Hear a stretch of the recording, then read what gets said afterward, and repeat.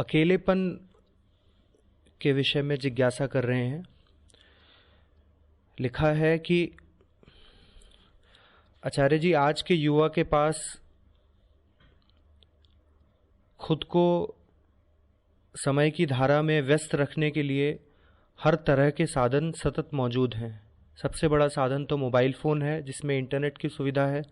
आप ट्रैवल कर रहे हो या कहीं बैठे हो, बेड पर हो या दफ्तर में हो, हर जगह ये इंटरनेट ऐसी चीज़ है जो आपको व्यस्त रख ही देती है। लोग हैं, दोस्त हैं, पर फिर भी मुझ युवा को इतना अकेलापन क्यों महसूस होता है? जब चारों बगल इतने साधन व्यस्त रखने के लिए मौजूद हैं, तब भी हमेशा अकेला क्यों महसूस मैं करता हूँ। मेरे सामने ये मेज़ रखी है। मेरे सामने ये मेज़ रखी है। मेरी बाईं तरफ ये दीवार है, ये दूसरा फर्नीचर है, वो बिजली का लैंप है। और मेरी दाईं तरफ ये स्विच बोर्ड है। मेरे पीछे ये पर्दा है। और मुझे चाहिए क्या है? पानी। कहा चारों तरफ व्यस्तता के, मन बहलाव के साधन मौजूद हैं।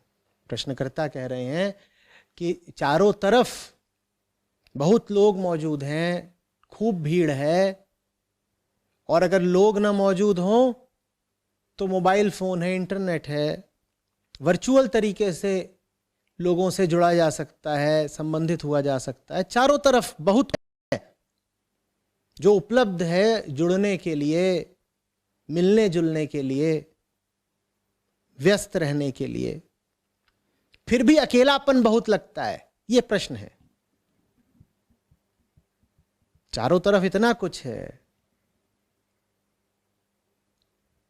रियल वर्ल्ड में भी, वर्चुअल वर्ल्ड में भी, फिर भी सूनापन काटता है। तो मैं पूछ रहा हूं, मेरे सामने ये मेज है, बाईं तरफ दीवार है, दाईं तरफ स्विच बोर्ड है, पीछे काला पर्दा है, इतना कुछ है मेरे पास, मेरी प्यास क्यों नहीं बुझ रही? जवाब दो। इतना कुछ है, मैं प्यासा हूं, मेरी प्यास क्यों नहीं बुझ रही? मेज है, इतनी बड़ी मेज है, बाप रे बाप। वो दीवार है, इधर भी बहुत कुछ है, पीछे इतना चौड़ा पर्दा है, मेरी प्यास क्यों नहीं बुझ रही?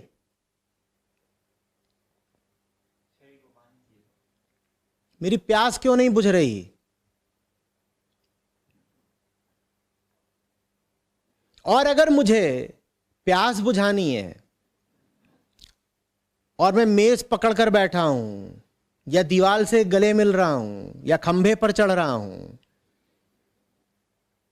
या पर्दे को अपने चारों ओर लपेट रहा हूं, या स्विच बोर्ड में उंगली दे रहा हूं, तो ये मैं अपनी प्यास बुझाने का इंतजाम कर रहा हूं या बढ़ाने का? और उस पर तुर रहा है कि मैं कह रहा हूं प्यास क्यों नहीं बुझ रही, मैंने पूरी उंगली तो दे दी है स्विच बोर्ड में, अब बेटा ऐसा करो, स्विच ऑन भी कर दो। न रहेगा गला, न बचेगी प्यास।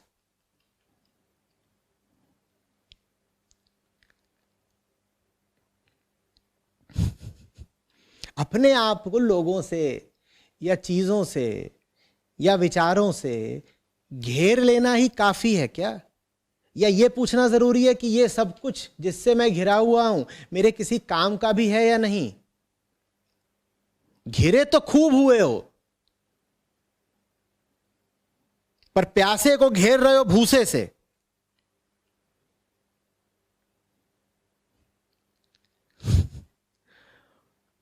भूसा खा खा के अपनी प्यास बुझाएगा? या प्यासे को दे रहे हो शराब, वो पी भी लेगा शराब तो प्यास और बढ़ेगी। कम तो नहीं होगी।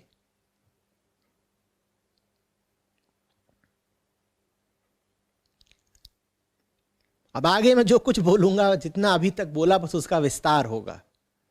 समझने वाले के लिए 5 मिनट बहुत थे।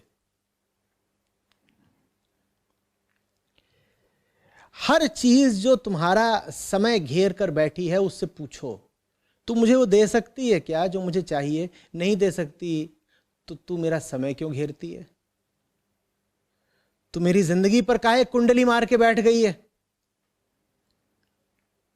तू इतना समय खाती है मेरा, उससे मुझे मिलता क्या है?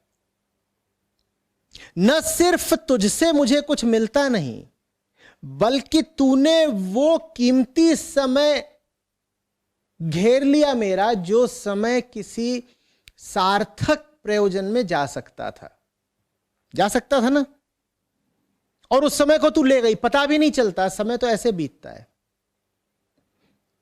रेत फिर भी अगर उंगलियों के बीच से फिसले तो थोड़ा सा तो एहसास होता है ना कि हाथ से कुछ फिसल रहा है। जब समय बीतता है तो लेश मात्र भी एहसास नहीं होता कि कुछ फिसल गया, उंगलियों के बीच से कुछ निकल गया, लौटेगा नहीं। वो गिरी हुई रेत तो दोबारा भी उठा सकते हो, बीता हुआ समय नहीं लौटा सकते। संसार का काम है तुम्हारा समय खाना। संसार का कुल काम इतना है, वो तुम्हारा समय खा जाएगा। और दोष भी अपने ऊपर नहीं लेगा कि उसने समय खाया, वो कहेगा तुम ही तो आए थे हमारे पास। और बात सही है। मोबाइल तो नहीं उठ करके तुम्हारे हाथ में आ जाता, ना स्क्रीन तुम्हारी आंखों के सामने आ जाती है। तुम जाते हो ना अपने हाथों से मोबाइल को उठाने, इंटरनेट उसमें चालू करते हो, फिर अपने पसंद की ऐप दबाते हो, ये सब करते हो। ये संसार का काम है। वो बिल्कुल घातक नहीं है, बस वो एक छोटा सा काम करता है, तुम्हारी जिंदगी खा जाता है। अब इसको तुम छोटा नुकसान मान लो चाहे बड़ा।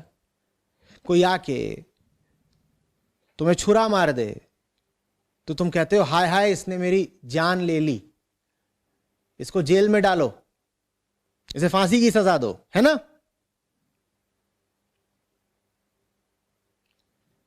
और ये जो संसार है पूरा, वो तुम्हारी जान तो नहीं लेता पर जिंदगी ले लेता है। कोई नहीं कहता इसको सजा दो।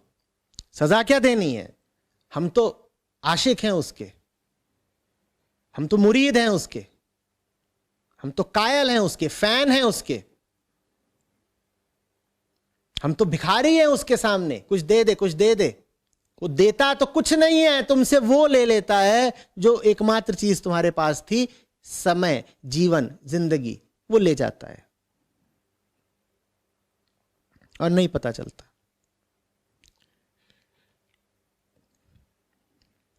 किसी आदमी की जिसकी उम्र थोड़ी बढ़ गई हो, उससे पूछो किया क्या, हैरत में पड़ जाओगे, वो बता नहीं पाएगा किया क्या। और ये तो बात सिर्फ हैरत की थी। अब खौफनाक बात बताता हूं, बहुत लोगों से जाकर के रात में पूछो दिन भर किया क्या, वो दिन भर का भी कुछ हिसाब नहीं दे पाएंगे किया क्या। ऐसे बीतता है समय। लेकिन जब समय बीत रहा था तब यही लग रहा था कि कुछ नहीं हो रहा है, कुछ लग ही नहीं रहा था, सब ठीक है, सामान्य है, ऑल राइट, नॉर्मल।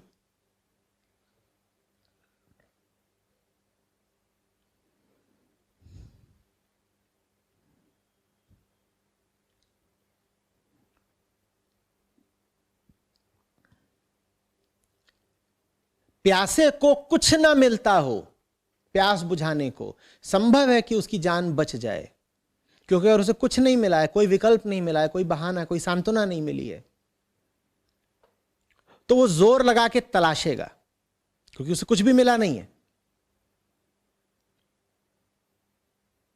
लेकिन अगर प्यासे को तुम बहुत सारे झूठे विकल्प दे दो तो अब तो उसका तबाह होना, बर्बाद होना, खत्म होना निश्चित है। वो उलझा रहेगा उन्हीं विकल्पों में। और उससे अगर किसी तरह ये पता भी चला कि इन विकल्पों से उसकी प्यास नहीं बुझ रही है, तब तक वो बहुत समय खो चुका होगा।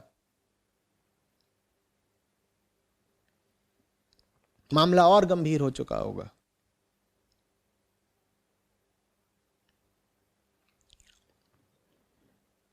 अब अगली बात समझना, भूलों में भूल। तुमने कहा चारों तरफ से हमें संसार घेरे हुए है, चारों तरफ हमें बहुत सारे विकल्प दिखाई देते हैं जिनके साथ जुड़ा जा सकता है, जिनके साथ रिश्ते बनाए जा सकते हैं और समय गुजारा जा सकता है। तो ये चारों तरफ है मौजूद विकल्प बहुत सारे। इतना तो होता है कभी कभार इंसान के साथ, उसे ये समझ में आ जाए कि मेज खाकर प्यास नहीं बुझती। सामने मेरे क्या है? मेज। इतना तो फिर भी होता है कभी कभी कि हमें ये बात कौंध जाती है कि काठ खाकर प्यास नहीं बुझती। लेकिन जब हमें समझ में आता है ना कि सामने जो है वो प्यास नहीं बुझा सकता हमारी, तो फिर हम बाईं तरफ आश जोड़ लेते हैं,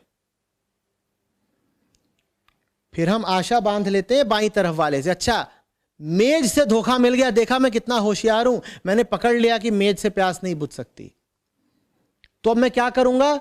मैं जाऊंगा और अपना समय देने लगूंगा बाईं तरफ वाले को।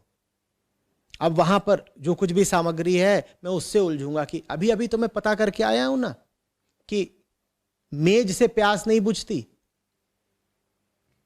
तो मैंने ये नया तरीका निकाला। अभी हाँ बुझेगी, देखना, देखो मैं होशियार हूं, अभी अभी एक धोखा हो रहा था, उस धोखे से बचकर आया हूं। चूंकि मैं होशियार हूं इसीलिए अब मैं जहां पर उम्मीद रख रहा हूं उस जगह पर मेरी उम्मीद जरूर पूरी होगी। और फिर अगर वहां भी चोट मिली तो फिर मैं कहूंगा आप जरा पर्दे से आशा रखते हैं। कहेंगे ये मुलायम है, ये मेज और दीवार ये सब तो बड़े सख्त थे इसलिए मेरी प्यास नहीं बुझती थी। ये पर्दा कैसा झीना और मुलायम है, इस बार तो मैं सफल होकर रहूंगा। साहब हमने यूं ही नहीं बाल सफेद करे, दर दर की ठोकरें खाई हैं, 50 जगह जेब कटवाई है, तो हम भली भांति जानते हैं कटवाने का मतलब।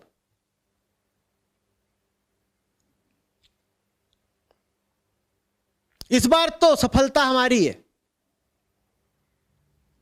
ठीक है भाई, तुम पर्दे के साथ कोशिश कर लो प्यास बुझाने की, पर्दे से भी नहीं हुआ तो बोले अरे अब समझ में आई है गलती क्या हो रही थी। ये सब जरा पुराने समय की चीजें हैं ना, लकड़ी की चीज, ये तो लकड़ी तो आदमी 2000 साल से इस्तेमाल कर रहा है, और ये दीवार, ये सीमेंट वगैरह भी 1000 साल पुरानी चीजें हो गई, और ये कपड़ा भी आदमी जितना ही पुराना है। इस बार हम जरा मॉडर्न टेक्निकल तरीका लगाएंगे प्यास बुझाने का, स्विच बोर्ड, इससे बुझेगी प्यास।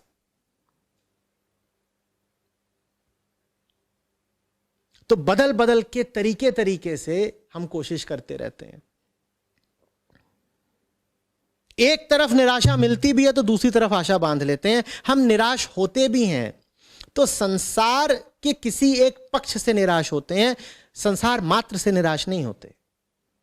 अगर हमें 4 लोग हैं धोखा देने वाले तो हम उनके साथ मेरी गो राउंड खेलते हैं। जब एक से धोखा खाएंगे तो दूसरे की शरण में जाएंगे, जब दूसरे से खाएंगे तो तीसरे की शरण में जाएंगे, फिर चौथे की, फिर चौथे से भी खा लेंगे तो फिर पहले का नंबर आ जाएगा वापस। हम कभी ये नहीं करते कि चारों को ही उठा करके एक साथ बेदखल कर दें, कहें मैं जानता हूं तुम चारों एक ही परिवार के हो, तुम चारों बिल्कुल एक हो, मैं एक एक करके तुमसे धोखा खाऊं और समय बर्बाद करूं। इससे अच्छा है कि मैं तुम चारों को ही बाहर किए देता हूं। वो हम कभी नहीं करते। हम क्रमवार धोखा खाते हैं। जिसे कहते हैं ना टर्न लगा करके कि हां भाई आजकल किसकी बारी चल रही है, किसकी टर्न चल रही है तुम्हें धोखा देने की। तो आजकल हम वहां पर अपना बेवकूफ बनवा रहे हैं। अच्छा ठीक है, 6 महीने बाद कहीं और नजर आएंगे बेवकूफ बनवाते, और जब एक जगह बनवा रहे होते हैं बेवकूफ तो बोलते हैं हमें बिल्कुल पता है, बस यही सही जगह है अभी आजकल हम जहां पर हैं, बाकी सब जगहों पर बहुत धोखा खाया है हमने, बाकी सब जगह बेकार है, अभी तो मिला है सही आसरा, यहां पर तो अब सफलता मिलनी निश्चित है। और जोर लगा के बोलो, कोशिश करने वालों की कभी हार नहीं होती। और कोशिश कैसी चल रही है? ऐसे ही चल रही है कि 4 सामने खाली गिलास रखे हैं, पहले इससे पिया कुछ नहीं हुआ, फिर इससे पिया फिर कुछ नहीं हुआ, फिर इससे पिया फिर कुछ नहीं, फिर लौट के पहले से पिया, फिर दूसरे से, फिर, और नारा लगा रहे हैं कि देखो छोड़ मत देना मैदान,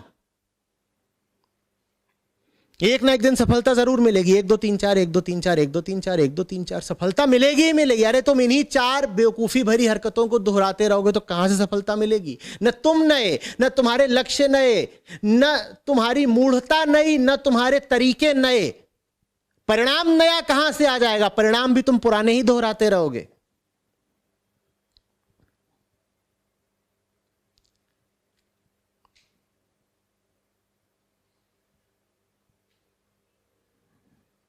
हिम्मतवर आदमी चाहिए जो कहे एक बार में कि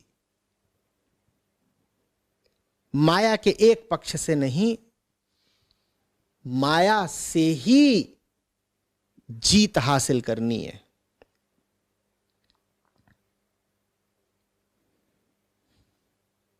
ये नहीं कि एक गेंद पे छक्का मारा